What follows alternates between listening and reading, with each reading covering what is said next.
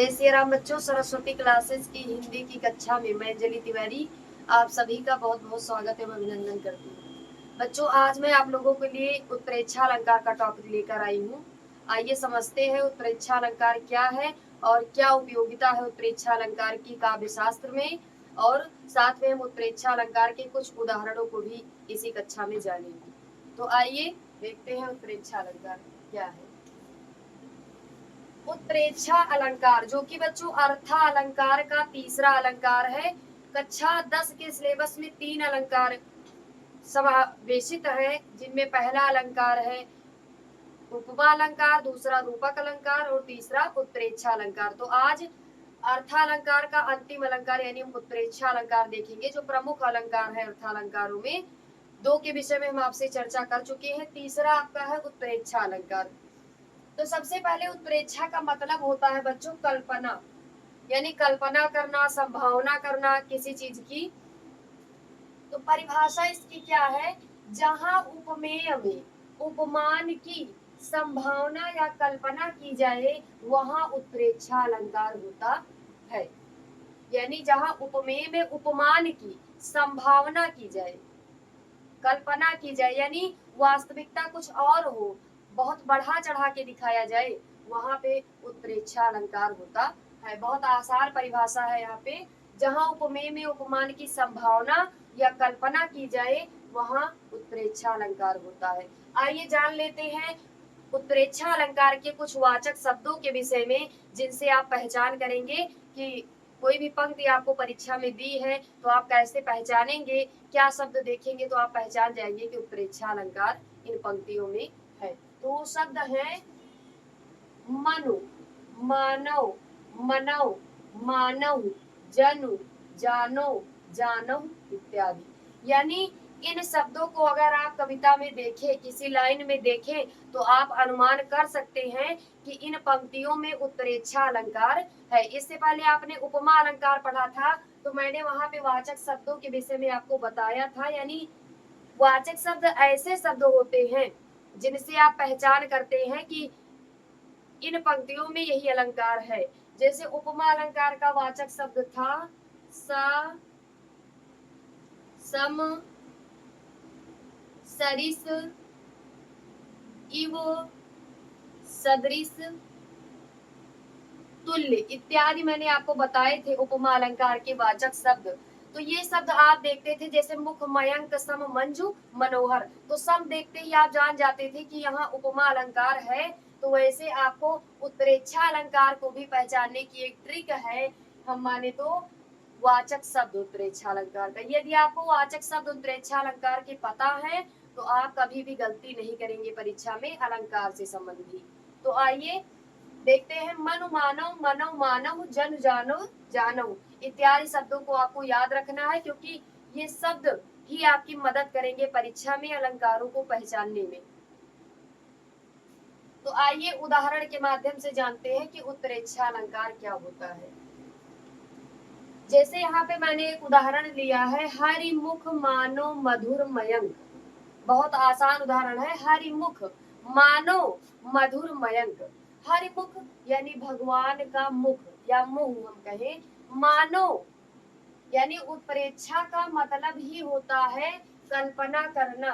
और जो ये शब्द आपने देखे भी, मनु, मानव, मनव, मानव, जनु, जानो, जानव, इन सब का मतलब होता है मानो की। क्या होता है? मानो की, यानी हमें मानना है, कल्पना करनी है। ऐसा चीज हकीकत में नहीं है कि हमें मानना है, संभावना करनी है, कल्पना करनी है। तो यहाँ पे देखिए मानववाचक शब्द आया, इससे आपने एक अनुमान कर लिया होगा कि इन पंक्तियों में उत्प्रेक्षा अलंकार है।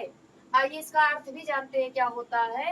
हरिमुख, हरि मतलब भगवान का, मुख मतलब मुंह, मानो यानी मान लो, मधुर मयंक जैसे सुंदर चंद्रमा है। हरि का मुख मानो सुंदर चंद्रमा है। तो यहाँ पे मानव वाचक शब्द होने की वजह से यहाँ उत्प्रेक्षा अलंकार है। एक उदाहरण के माध्यम से मैं आपको यहाँ पे तीनों अलंकार क्लियर कर देती हूँ। उपमा अलंकार, रूपक और उत्प्रेक्षा, तीनों में क्या अंतर है। यहाँ पे मैंने जो उदाहरण लिया है, हरिमुख मानो मधुर मयंक, तो यदि हम इसमें उपमा अलंकार बताएं आपको तो इस तरह से इसका अर्थ होगा कि हरि का मुख यानी भगवान का मुख, भगवान का मुख चंद्रमा के समान है, चंद्रमा के समान है। भगवान का मुख चंद्रमा के समान है, तो यहाँ पे देखिए समान लगा है, समानता बताई जा रही है उपमेय और उपमान में, तो यानी यहाँ उपमा अलंकार है। भगवान का मुख चंद्रमा के समान है यानी तुलना की जा रही है, यानी भगवान का मुख चंद्रमा से के समान का मतलब है कुछ कुछ मिल रहा है लेकिन पूरा नहीं, यानी कुछ चीजें मिल रही है उसमें। तो भगवान का मुख चंद्रमा के समान है, ये तो हो गया आपका उपमा। अब आइए इसी में रूपक देखते हैं कैसे बनेगा। भगवान का मुख चंद्रमा है, अगर हम कहें भगवान का मुख चंद्रमा है, चंद्रमा है। अगर हम कहें भगवान का मुख चंद्रमा है तो यानी मुख और चंद्रमा में कोई अंतर नहीं है, यानी अभेद आरोप है, अर्थात कोई भिन्नता नहीं है इसमें, और मुख को ही क्या कर दिया गया है, चंद्रमा मान लिया गया है, तो यानी अभेद आरोप हुआ है यहाँ पे, तो इसलिए इसमें रूपक अलंकार है। और अगर हम यहाँ कहें मुख मानो चंद्रमा है, भगवान का मुख मान लो कि चंद्रमा है, तो वहाँ उत्प्रेक्षा अलंकार हो जाएगा, यानी अगर समानता बताई जाए तो वहाँ उपमा अलंकार, और अगर उपमेय और उपमान को एक कर दिया जाए यानी कोई भिन्नता न बताई जाए तो वहाँ रूपक अलंकार, और अगर हम मान लो जान लो यानी संभावना व्यक्त करें तो फिर वहाँ उत्प्रेक्षा अलंकार होगा। जैसे हम यहाँ लिख दे रहे हैं भगवान का मुख मानो चंद्रमा है, भगवान का मुख मानो चंद्रमा है, यानी वास्तविकता कुछ और है लेकिन मान लो कि क्या है, चंद्रमा है, भगवान का मुख मानो चंद्रमा है। तो आप तीनों समझ गए होंगे कि उत्प्रेक्षा का मतलब क्या होता है और उपमा का मतलब क्या होता है और रूपक का मतलब क्या होता है।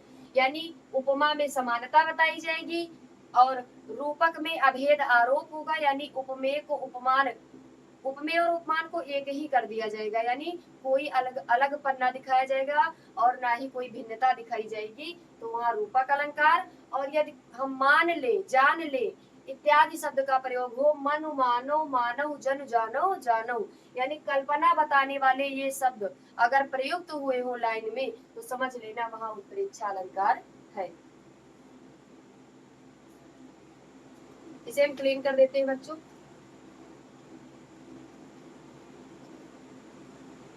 तो समझ गए होंगे बच्चों आप पहला उदाहरण, हरि मुख मानो मधुर मयंक, यानी भगवान का मुख मानो चंद्रमा है, यानी मानो शब्द का प्रयोग है, तुरंत आप जान लीजिए वहां उत्प्रेक्षा अलंकार है, कुछ भी आपको सोचना नहीं है, केवल वाचक शब्दों पे आप अपनी पकड़ बनाएं। वाचक शब्द अगर आपको याद है तो कभी भी पहचानने में आपसे मिस्टेक नहीं होगी। अगला उदाहरण आइए देखते हैं, और भी अधिक समझ में आएगा आपको। काफी प्रचलित उदाहरण है, सोहत ओढ़े पीत पटु श्याम सलोने गात, मनो नीलमणि शैल पर आतप पर्यो प्रभात। यहाँ पे श्री कृष्ण भगवान जो पीताम्बर पहने हुए हैं उसकी सुंदरता का वर्णन किया गया है, और ये पंक्तियां उत्प्रेक्षा अलंकार से युक्त भी है। देखिए, सोहत ओढ़े पीत पटु, सोहत मतलब होता है शोभायमान होना, सुंदर लगना, अच्छा लगना, ओढ़े यानी ओढ़ कर या फिर पहने हुए, पीत मतलब पीला, पटु मतलब कपड़ा, यानी पीला वस्त्र पहने हुए श्री कृष्ण भगवान सुशोभित हो रहे हैं। श्याम मतलब यहाँ पे हम सांवला भी कह सकते हैं और भगवान श्री कृष्ण भी कह सकते हैं श्याम का मतलब। सलोने मतलब सुंदर, गात मतलब शरीर, श्री कृष्ण भगवान के शरीर के ऊपर पीला वस्त्र बहुत ही अत्यधिक सुशोभित हो रहा है। सोहत ओढ़े पीत पटु श्याम सलोने गात, मनो नीलमणि शैल पर आतप पर्यो प्रभात। सोहत मतलब सुशोभित होना, ओढ़े मतलब यानी धारण किए हुए या पहने हुए, पीत मतलब पीला, पटु मतलब वस्त्र या कपड़ा, श्याम का मतलब होता है सांवला हम कहें, या फिर भगवान श्री कृष्ण भी हम अर्थ निकाल सकते हैं, और सलोने मतलब सुंदर, गात मतलब शरीर पर। यानी भगवान श्री कृष्ण जो अपने शरीर पर, सांवले शरीर पर या श्याम वर्ण के शरीर पर जो पीला वस्त्र धारण किए हुए हैं, वो अत्यंत सुशोभित हो रहा है। अब कैसे सुशोभित हो रहा है देखिए नीचे, मनो नील मणि शैल पर आतप पर्यो प्रभात। मनो मतलब मान लो, हमने बताया था उत्प्रेक्षा अलंकार के कुछ वाचक शब्द हैं, मनु मानव मनौ, मानव जनु जानव जानव। अब यहाँ पे जितने भी शब्द आपको दिख रहे हैं, इन सब का मतलब भी मैंने बताया आपको मानव की, यानी वास्तविकता में वो चीज है कुछ और, लेकिन मान लो कुछ बढ़ा चढ़ा के बताया जाएगा वहां पे, तो वहां उत्प्रेक्षा अलंकार होगा। तो अगर आपको अर्थ नहीं भी पता है लाइन का, तो आप मनो शब्द देख के ये अनुमान कर सकते हैं कि इन पंक्तियों में उत्प्रेक्षा अलंकार है। अब कैसे है, मनो नीलमणि शैल पर, नीलमणि एक पर्वत है, शैल मतलब पर्वत, पर मतलब पर, आतप मतलब प्रकाश या धूप कह ले हम, पर्यो यानी पड़ती है, प्रभात मतलब सुबह की। यानी जैसे नीलमणि पर्वत पर सुबह की जो धूप पड़ती है सुशोभित होती है, ठीक वैसे ही भगवान श्री कृष्ण के शरीर पर पीला वस्त्र सुशोभित हो रहा है। तो यहाँ पे देखिए संभावना की गई है, एक तरह की कल्पना की गई है, इस वजह से इन पंक्तियों में उत्प्रेक्षा अलंकार है। यानी श्री कृष्ण भगवान के शरीर पर नीलमणि पर्वत का, यानी श्री कृष्ण भगवान के शरीर में नीलमणि पर्वत का और पीतांबर पर यानी पीले वस्त्र पर सुबह की धूप की संभावना व्यक्त की गई है, इसलिए यहाँ पे उत्प्रेक्षा अलंकार है। आइए अगले उदाहरण से हम लोग समझते हैं इसे और भी अच्छे ढंग से। फूले कास सकल महिछाई, जन वर्षा ऋतु प्रकट बुढ़ाई। यानी तुलसीदास जी द्वारा रचित ये पंक्तियां हैं और जिनमें ये उत्प्रेक्षा अलंकार है। फूले कास सकल महिछाई, यानी चारों ओर कास जो कि एक प्रकार की घास है उसमें फूल लग चुके हैं। जनु जान लो, वर्षा ऋतु प्रकट बुढ़ाई, जैसे वर्षा ऋतु का बुढ़ापा प्रकट हो रहा हो, अर्थात प्राचीन लोगों की ये मान्यता है कि जब कास के पौधे में जब फूल आने लगते हैं तो ये देखकर ऐसा लगता है कि जैसे वर्षा ऋतु बूढ़ी हो चुकी हो या वर्षा ऋतु का बुढ़ापा प्रकट हो रहा हो।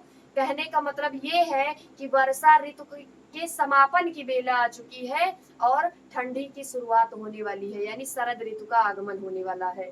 तो यहाँ पे देखिए जान लो, जन मतलब जान लो, मतलब हकीकत में ये चीज ऐसी नहीं है लेकिन जान लो यानी कल्पना कर लो, संभावना व्यक्त की जा रही है, इस वजह से इन पंक्तियों में उत्प्रेक्षा अलंकार है। और जन शब्द भी आपको दिख रहा है, तो जन ये उत्प्रेक्षा अलंकार का वाचक शब्द है, यानी उत्प्रेक्षा अलंकार का पहचान कराने वाला शब्द है, इसलिए जन वाचक शब्द के प्रयुक्त होने से इन पंक्तियों में उत्प्रेक्षा अलंकार है। तो पहली वाली लाइन में मानो, दूसरी वाली लाइन में मनो और तीसरे वाले उदाहरण में जन शब्द का प्रयोग होने से इन पंक्तियों में उत्प्रेक्षा अलंकार है।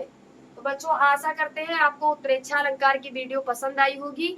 अगर वीडियो अच्छी लगी हो तो प्लीज हमारे चैनल सरस्वती क्लासेस को सब्सक्राइब एवं वीडियो को लाइक अवश्य करें। कल हम पुनः उपस्थित होंगे अगले अलंकार की वीडियो के साथ, तब तक के लिए जय श्री राम।